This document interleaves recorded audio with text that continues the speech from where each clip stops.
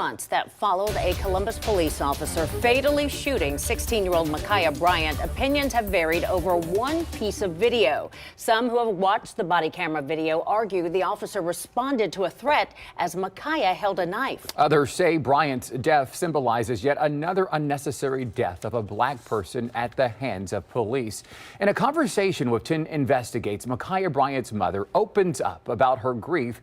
She also talked about Ma'Khia's time in foster care and how her death may have shined a light on a disparity within the foster care system. We do have a warning for you tonight. Some of the video and the discussion is pretty graphic. Here's Chief Investigative Reporter Bennett Haberly. The government, FCC, brought her belongings in these government plastic totes. And what's in there? Is it just her clothes or her personal belongings? Her personal belongings and her clothes.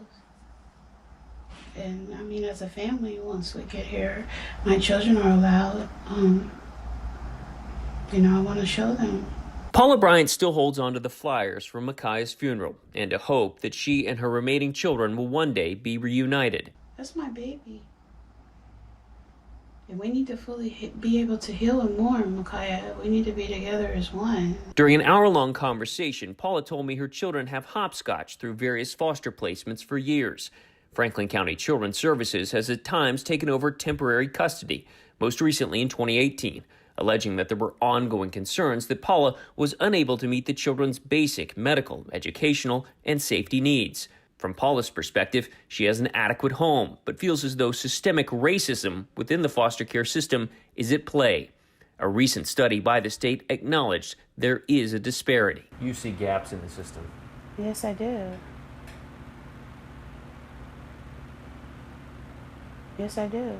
Paula has also said there were causes for concern with her daughter's most recent placement on Legion Lane. 10 Investigates found since 2016, Columbus police have made at least 29 runs to the foster care home where Ma'Khia and her sister were staying.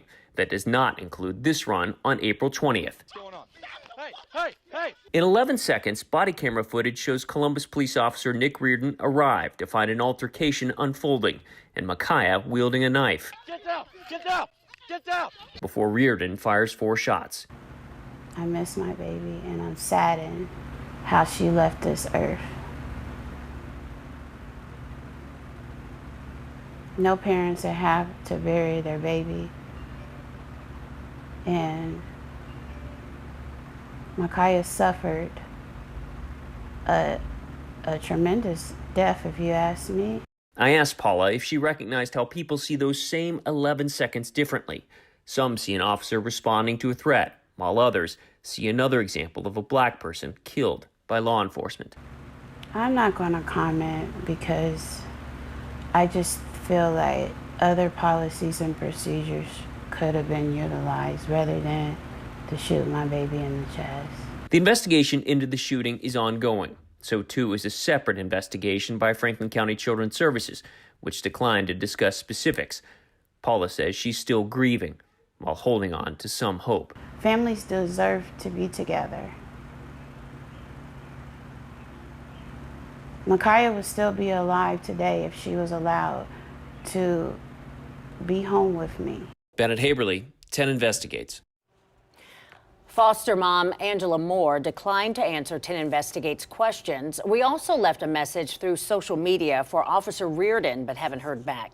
Now, in wake of Ma'Khia Bryant's death, Senator Sherrod Brown's office has also renewed calls for a deeper look into the foster care system.